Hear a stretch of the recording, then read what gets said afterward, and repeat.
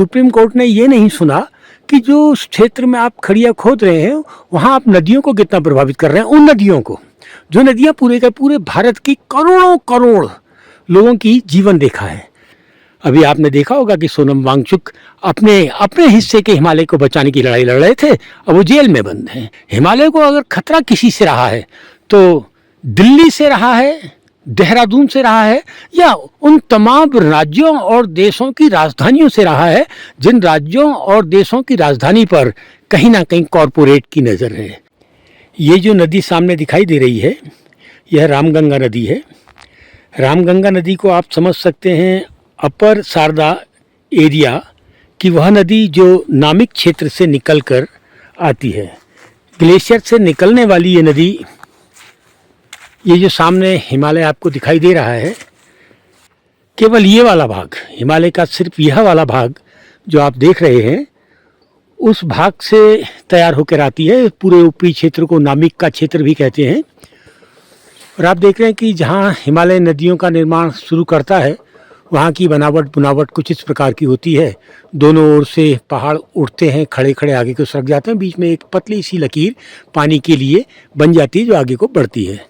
अभी कुछ दिन पहले एक बयान सामने आया था कुछ कॉरपोरेट का जो खड़िया की खदानें करते हैं, तो उन्होंने सुप्रीम कोर्ट में अपना एक पक्ष रखा कि साहब हम खड़िया की खाने हाई कोर्ट ने इसलिए रोक दिए हैं क्योंकि वहाँ एक मामला चल रहा है न्याय का, और उन्होंने पक्ष रखा था कि इसमें हज़ारों लोगों का जीवन जुड़ा हुआ है, रोज़गार जुड़ा हुआ है। वैसे तो ये पूरा का पूरा हज़ारों लोगों के रोज़गार की बात झूठ थी, लेकिन सबसे बड़ी बात ये थी कि सुप्रीम कोर्ट ने ये नहीं सुना कि जो उस क्षेत्र में आप खड़िया खोद रहे हैं वहाँ आप नदियों को कितना प्रभावित कर रहे हैं, उन नदियों को जो नदियाँ पूरे का पूरे भारत की करोड़ों करोड़ लोगों की जीवन रेखा है।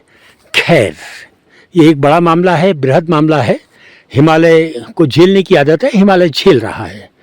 इधर कुछ साल पीछे जब मैं जाता हूँ कोरोना काल में, तो जगह जगह से, जिन जगहों से आज की तारीख में हिमालय नहीं दिख रहा है वहाँ से हिमालय दिखने लगा था। और कोरोना काल में हिमालय का गलनांक भी थोड़ा सा घटा था। जिस तरीके से आप देख रहे हैं ये सामने, बहुत तेज़ी से गलनांक हिमालय का बढ़ा है। तो मुझे उस समय एक जो विश्लेषण सामने आया कि क्या ऑटोमोबाइल सेक्टर ने जो बेतहासा गाड़ियाँ, ट्रक, डीजल पेट्रोल से चलने वाले वाहन पृथ्वी पर छोड़ दिए हैं, खासकर हिमालय वाले क्षेत्र में, वो हिमालय को के गलनांक को प्रभावित तो नहीं कर रहे, क्योंकि रोज़ जो हिमालय नहीं दिखता था, कोरोना के बाद जब ये गाड़ियां बंद हुई, ऑटोमोबाइल सेक्टर घरों में कैद हुए, तो हिमालय जगह जगह से दिखने लगा था। इस बात को कई लोग मानते भी हैं। इधर हम आपको बता दें कि हिमालय को खतरा ना तो लक्ष्मण राम से रहा, ना लक्ष्मण सिंह से रहा, ना लक्ष्मण दत्त से रहा। हिमालय को खतरा ना तो मधुली आमा से रहा, ना जीवंती काकी से रहा, और ना ही उर्मिला जैजा से रहा।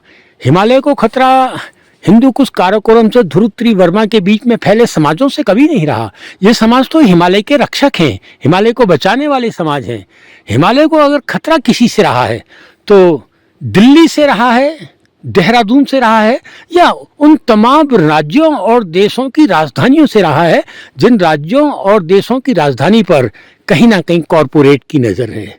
अभी आपने देखा होगा कि सोनम वांगचुक अपने अपने हिस्से के हिमालय को बचाने की लड़ाई लड़ रहे थे, अब वो जेल में बंद हैं। आरोप लगा देते हैं, आप कुछ भी लगा देते हैं, लेकिन उनकी जो लड़ाई थी वो कहीं ना कहीं हिमालय को बचाने की लड़ाई थी। हमने भी एक बहुत बड़ी लड़ाई लड़ी थी हिमालय को समझने की, और वो थी वनों को बचाने की लड़ाई 1970 से 80 के बीच में।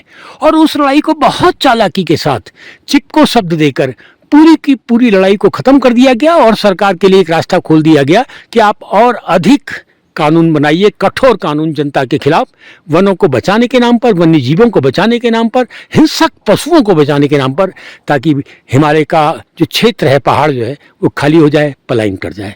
खैर, राजनीति ही सबसे बड़ी शत्रु है इस हिमालय की, जो हिमालय जीवनदायिनी है भारत के बृहद भूभाग की।